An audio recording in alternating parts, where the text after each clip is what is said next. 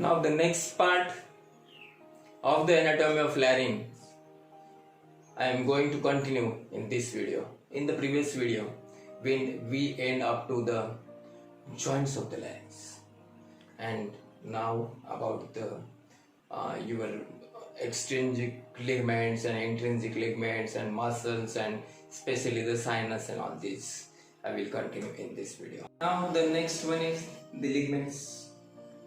For the larynx, there are two types of ligaments. One is extrinsic and one is intrinsic. Extrinsic itself means the ligaments which are outside the laryngeal cavity, and intrinsic means inside the laryngeal cavity. Now there are three extrinsic ligaments. We know there is hyoid bone, we know there is epiglottis. Hyoid bone and epiglottis are connected by a ligament or by a membrane. Number second, hyoid bone and thyroid bone, they are connected with second membrane or ligament. And number third,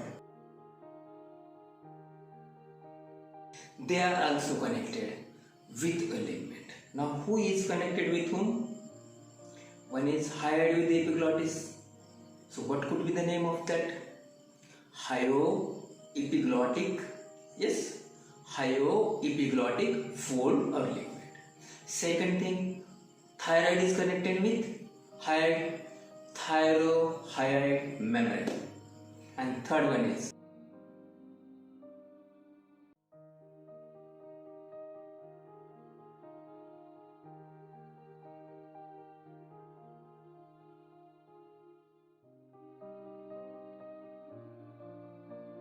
with the cartilages, but even they are more important than these connections because they are forming the folds. They are forming the folds, and that is much important because those folds are working for the you can say sinus of the larynx. That is the main part of the larynx which is making the sound. These two and all these, that is these membranes and these folds are playing a role there. Now the next is intrinsic. Intrinsic means inside. So these are the membrane or the ligaments which are just outside the mucous membrane of the larynx. Outside the mucous membrane of, you can say, sinus of the larynx. So this is the sinus of larynx. By this side and by this side, sinus remains intact. So these are the folds which are just lying outside the mucous membrane. Now this is the sinus. Now fold above the sinus is there and fold below the sinus is there. Now this fold above the sinus is called as quadrate membrane, whereas fold below the sinus is called as conus elasticus. Now this quadrate membrane, we will talk about each. The quadrate membrane is having relation with your arytenoid. Quadrate membrane, now this is cricoid. Here is one arytenoid and here is one arytenoid. From the arytenoid, a membrane extend. From the arytenoid, a membrane extend to the epiglottis. A membrane extend to the epiglottis, and this is called as quadrate membrane. Now this extending membrane, it has a thickened fold, and that is called as epiglottic fold. Now the lower portion, conus elasticus. So the conus elasticus is formed by a membrane which is extending from the lamina, of cricoid, and this lamina extend and it forms a membrane that is called as conus elasticus. This is a quadrate membrane. It has lower free border. This is quadrate membrane. The lower border of the quadrate membrane is free. There is no attachment. Whereas at the upper, it is attached with the epiglottis. This lower free border of the quadrate membrane, it forms a fold which is upper fold of the sinus, and that is called as vestibular fold, which is a part and parcel of the cavity of larynx or the sinus of larynx. Now this is the vestibular fold formed by quadrate membrane. Now there is one more fold We know that conus elasticus a lower, and now this is extending from the lamina of cricoid. Now this extension leads to the anterior end of this conus elasticus, and this anterior end of the conus elasticus, it is also thickened, and this thickened anterior end forms a fold, and that is called as vocal fold. So the vestibular fold is formed by quadrate membrane, the lower part, and the vocal fold is formed by conus elasticus, anterior part. Now the next part, and it is interesting part and rather little difficult to understand, and so I will try it so that you can have an absolute perfect idea exactly how it is. Let me start with the larynx. Larynx extends from the oropharynx up to the trachea. Oropharynx up to the trachea. Now the upper part of the larynx is inlet, and the lower part of the larynx at the trachea means at the cricoid, that is outlet. So inlet of larynx is oblique. Are you getting? It is oblique, it is not straight. Inlet of the larynx is oblique, and it is bonded anteriorly by, but naturally, the epiglottis. It is bonded anteriorly by the epiglottis, posteriorly by, now we are knowing this is cricoid. There are two small cartilages over the lamina of the cricoid, and those are known as arytenoid cartilages. Now this one arytenoid and this one arytenoid, they are united with each other, or they are connected with each other by a fold, by a membrane. Who are connected? Arytenoids. So the name of membrane is interarytenoid membrane. So it is posteriorly bonded by interarytenoid membrane. Anteriorly it is bonded by epiglottis. Now one more thing we are knowing, the epiglottis. In the last video we discussed that epiglottis is having, it is a lip sepal cartilage, is having means you can say right and left borders. So these both right and left borders, now this is the epiglottis, this is cricoid, epiglottis, cricoid, and now here are the arytenoids. Now these arytenoids are giving the mucous membrane folds extensions to the epiglottis. Now the extension from one arytenoid and extension from another arytenoid, and these extensions, they are forming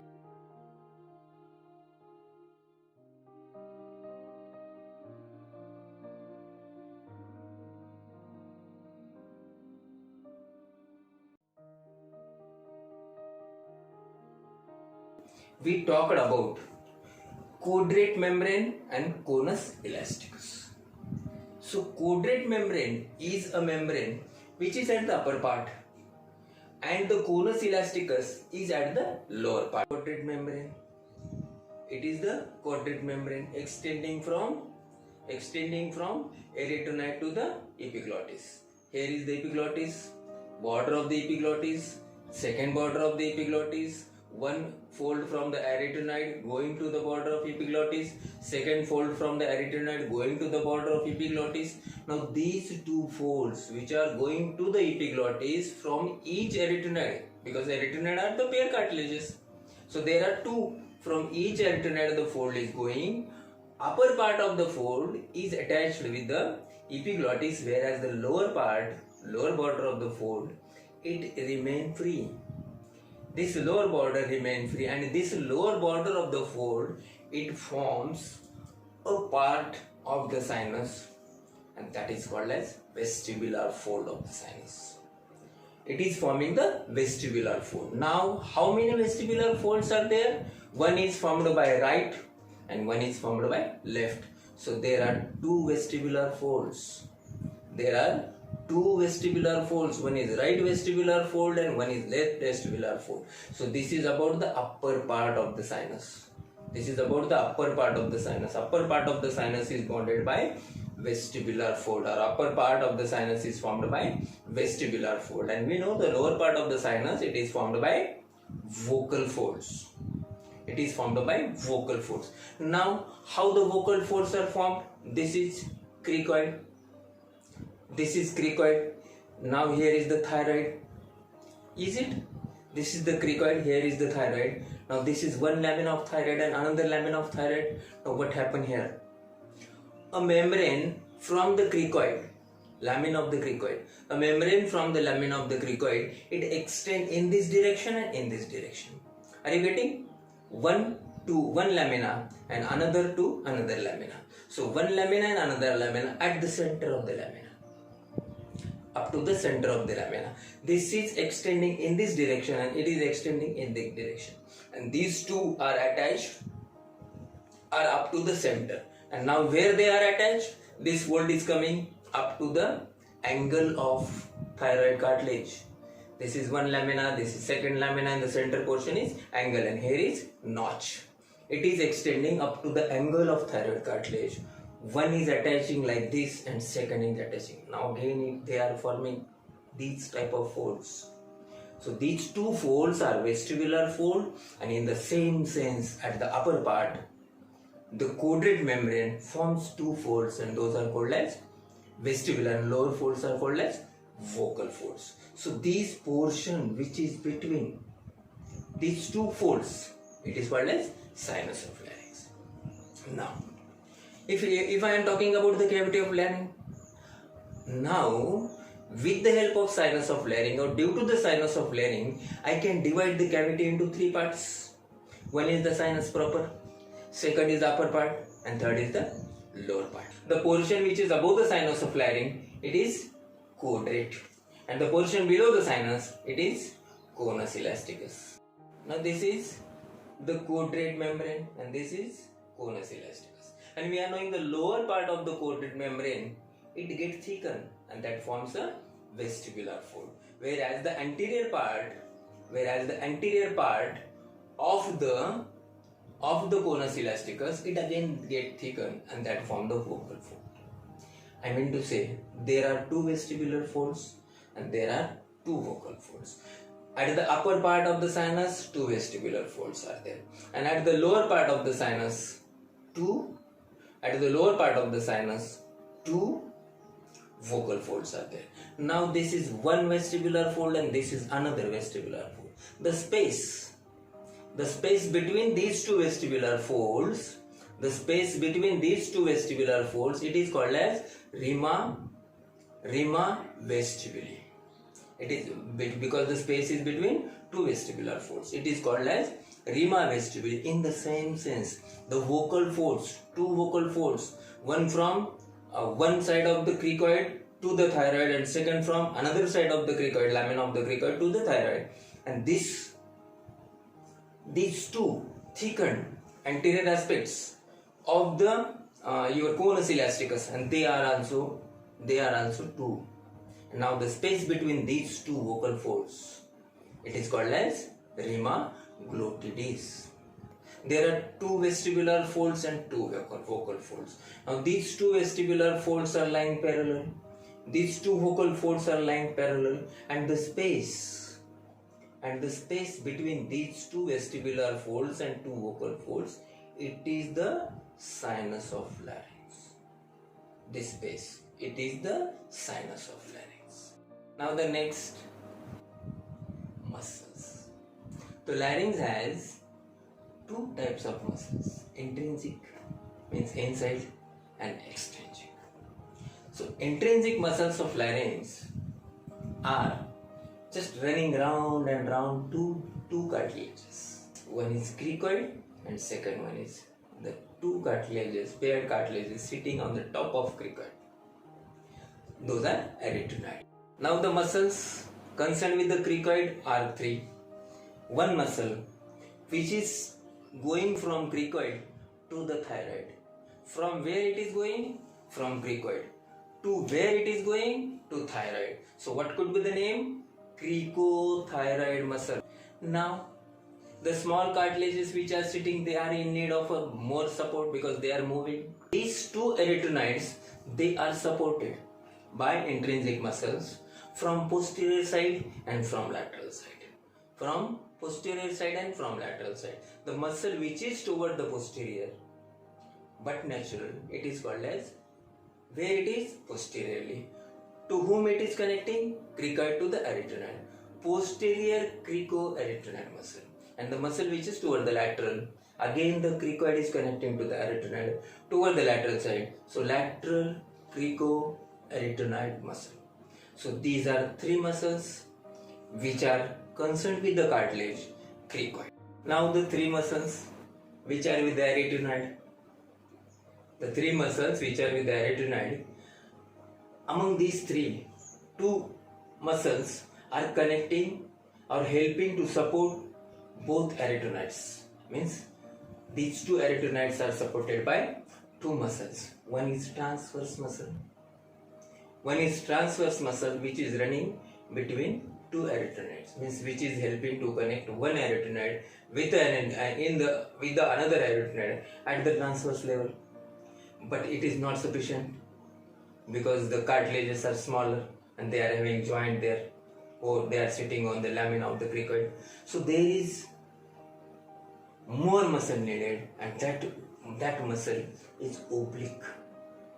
That muscle is oblique arytenoid. Oblique arytenoid. So from upper part of the arytenoid, muscle is going down and inserting at the lower part of the arytenoid. In the same sense, from upper part of another arytenoid, muscle is going down and inserted on the lower part of the arytenoid. So there are two muscles, among three, there are two muscles which are concerned with only arytenoid. One is transverse arytenoid and second one is oblique arytenoid. Now the third muscle is the muscle which is concerned with the arytenoid cartilage and thyroid cartilage. So that muscle is connecting, that muscle is taking origin from the thyroid cartilage and reaching to the arytenoid cartilage, and that muscle is called as thyroarytenoid muscle. So these are 6 intrinsic muscles. 3 are concerned with the cricoid and 3 are concerned with the arytenoid. So this is what about the intrinsic muscles of the larynx. Hope so the main part, that is sinus and vocal folds, hope so you are happy with that. And thanks for observing the video first part and second part. Actually larynx was divided into 2 parts because really it get hectic little to have a clear idea. And now one more thing, let me tell you, the role of teacher is to explain the things in a simple way. Nothing to do with the book and study and all this, that is your part. Our part is to explain the things so that you can perfectly understand. Now suppose you are observing the 2 videos of larynx. It is sure and certain that you are well familiar with the exact idea of the larynx. And if you are familiar with the idea of larynx, you can start writing the answer. In the answer, you can start the introduction, what larynx is exactly. And you are having absolute knowledge. Now start one by one. Put a heading there, the cartilages. And now write there are 3 paired and 3 unpaired cartilages, and write about each and every cartilage. And draw a simple figure there. Draw a simple figure there so that I can put a fine impression. They are forming 2 joints, and both joints are formed by again the cricoid. Now the next one is the ligaments, about the cavity of larynx, and now last the muscles, intrinsic muscles of the, and now the blood supply and nerve supply. It is a part to study. In anatomy, you must follow the same. Understand the 70% of the topic and rectify remaining 30%. And then you will feel easy, it is very best anatomy. You may get that bored that why you had taken that much tension of these all. Because understanding, once you get understand, you will never forget the topic. Thank you.